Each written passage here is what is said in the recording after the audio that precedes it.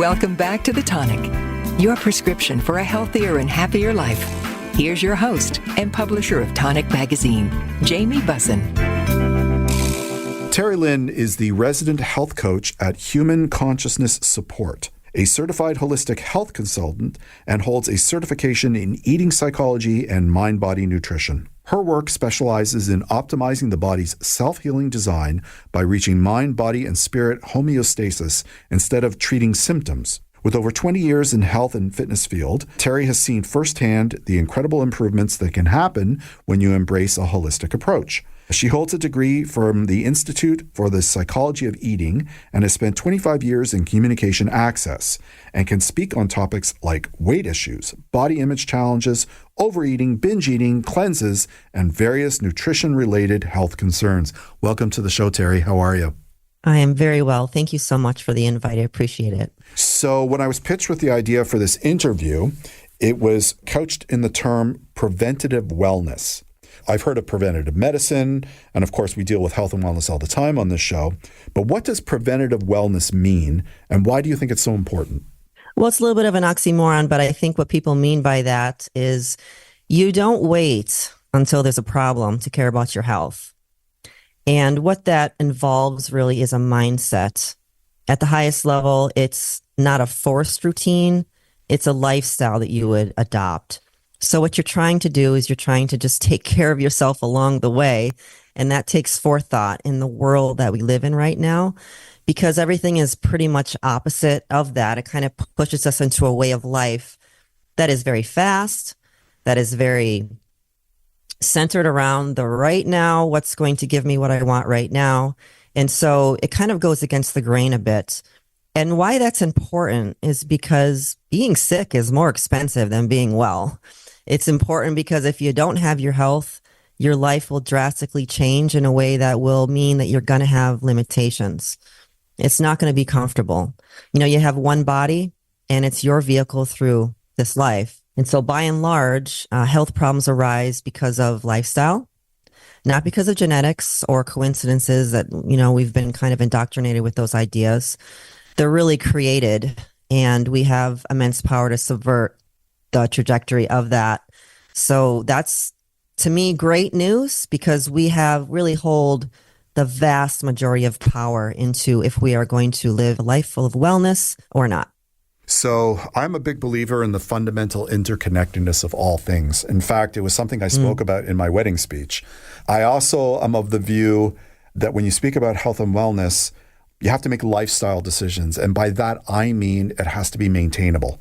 It has to be something that you can do every single day for the rest of your life and that you are happy and motivated to do it, because otherwise you're not going to do it. Mm-hmm. So I'm not a big believer in diets, for example, because although they work in the short run, I don't think they work in the long run. But, you know, you're the diet expert. You tell me. Yeah, absolutely.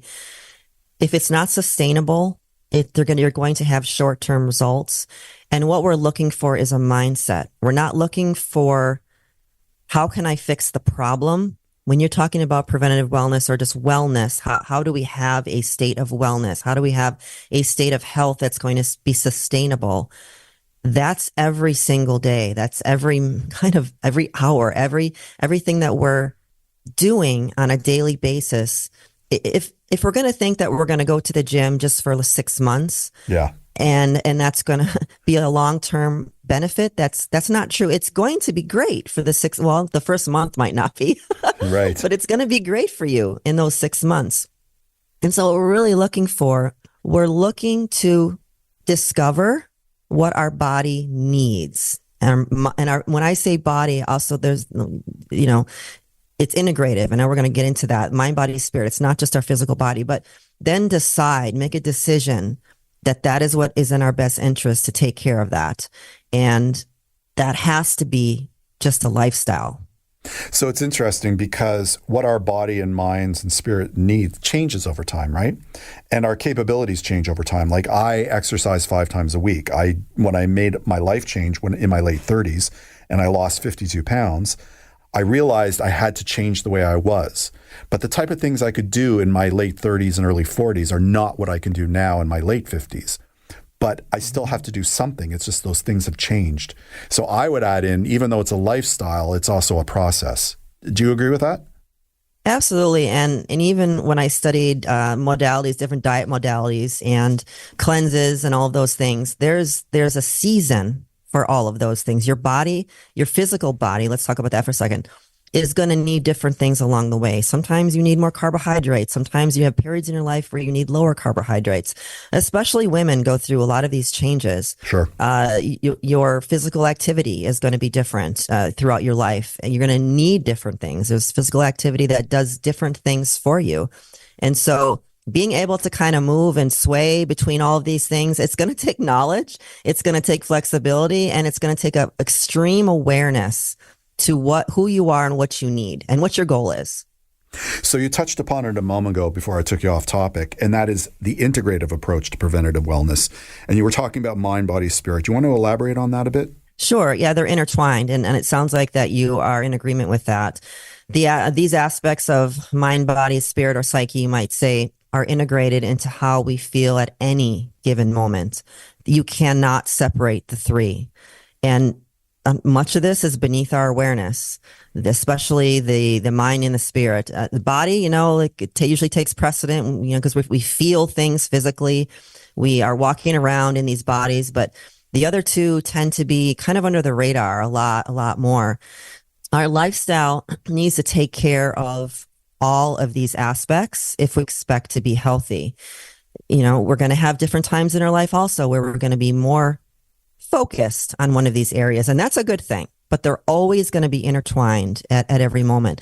For instance, unresolved trauma will drive many of our decisions, whether it be a small decision or a large decision. So therefore, being that this is under the radar, these things really are, even though they're subconscious, it's been said, and I'm going to throw in a number there, and I don't have the exact number, nor does anybody, but the vast majority, 90% I've heard and upwards of our thoughts and decision making is subconscious. It's all under the radar. So if we're just considering the things that we are cognizant of, we're kind of missing a big picture here. So this unresolved trauma is really what's driving a lot of what we're doing, the decisions and the thoughts that we have daily. So in taking care of ourselves, as we're talking about in this time we have together, we have to be cognizant of these aspects, and we need to keep working on feeling fully, for instance, what comes up without judgment. And that's a whole nother discussion we can get into, but taking care of those three things, all those things are going to bleed into one another. And so we need to take care of all of those on some level on a daily basis. So when you talk about noticing in the moment, that sounds very mindfulness-y. I don't think that's such a word, but I think you're espousing mindfulness there. Am I correct? Yep, I have that note down as well. So other than mindfulness, what are examples of things that people can do on a daily basis to support their wellness? Yeah, mindfulness was actually one of them. One of them is taking the time to meditate on your own thoughts. Yeah. Sometimes people are constantly distracting themselves. We all do it to some degree, but some do it a lot. And if you're finding that you're constantly distracting yourself from your own feelings or thoughts and you're just not being mindful, that's a problem. But what I like to coach people around is just starting with upgrading the basics. Let's just start with what we're going to need to do regardless, what our body needs, what we need anyway, and then make those things the best that they can be. For instance, I can say an example might be drinking water. Mm-hmm. Hopefully people are drinking water, by the way. Yep. Sometimes they say, well, I don't even drink, it's just soda. But can you upgrade your drinking water? And that's a whole nother discussion too. But just thinking about something simple like that, up-leveling your sleep. How can your sleep be better? Do you have good sleep hygiene? You can consult with a coach or a health practitioner on how to dial in why you may not be sleeping well, because sleep is crucial, absolutely crucial to restoration. Your brain even does a little squeeze at night. Your body is going to cleanse and try to detoxify itself at night.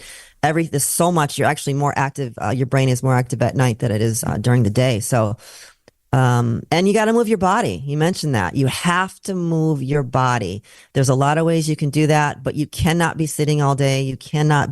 Your body is made to move. Your body is designed like a race car. It's supposed to be moving. If it doesn't, it sits around, it's going to rust. Yep. It's just not going to be good for you in the long term.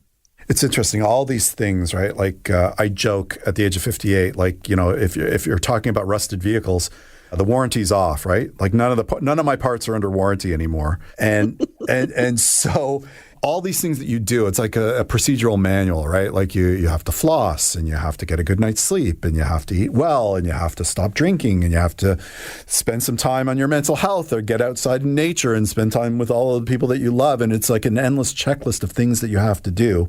And I think the only way to get through that checklist is to convince yourself that you do those things because you can and not because you have to. Does that make any sense to you? Do you know what I mean? Yeah, like some of that's, I would say a lot of that's a privilege. Some people don't have legs to walk. You get to do these things. You get to enjoy life. Mm-hmm. Yeah, because you can see it. My parents had and have health issues, right? And you come to a stage in your life where, unfortunately, these things catch up with you. No matter what you do, no matter how active you are, no matter how well you eat, at some point, the warranty really is up. And you can't do those things. And I suppose it's a negative way of motivation, but it kind of makes sense to me, right? Because at some point you can't do those things. So you might as well do them while you can, because otherwise, like, what's the point? I guess. I don't know. That's the way I think of it. Totally. I could see that for sure. Yeah. When I was younger, I still love going to the gym and working out and training and all that. And I can't do what I used to do 10 years ago for sure. And I loved it when I did 10 years ago. And I think back and I think, wow, am I glad I did that? Am I glad I just really made that a focus for that? It was a really big focus for me for like 5 years. And I can't do that anymore like I did then. And I'm glad I accomplished that. Fantastic. Thank you so much for coming on the show today. Oh, you are very welcome. Thanks to all my wonderful guests, Dr. Dasha Leneva, Laura Siren, Carlisle Naylor, and Terry Lynn. And thank you all for listening to The Tonic. You can listen or download this episode as a podcast with full show notes, contact information for our guests, and links at thetonic.ca. To find out more about the show, you can always follow us at It's The Tonic on Facebook, Instagram, or Twitter. For more timely, up-to-date, and accurate health and wellness information, subscribe to The Tonic newsletter. Now distributed once a week, The Tonic newsletter, with content curated personally by me, will keep you in the loop. There's contest prizes, insider scoops, and so much more. Visit www.thetonic.ca and sign up today. If you're interested in providing feedback or suggesting topics for the show, you can always email me at jamie@thetonic.ca. On our next show, we'll discuss the health and wellness issues that are important to you. Until then, this is Jamie Bussin, wishing you a healthy and happy week.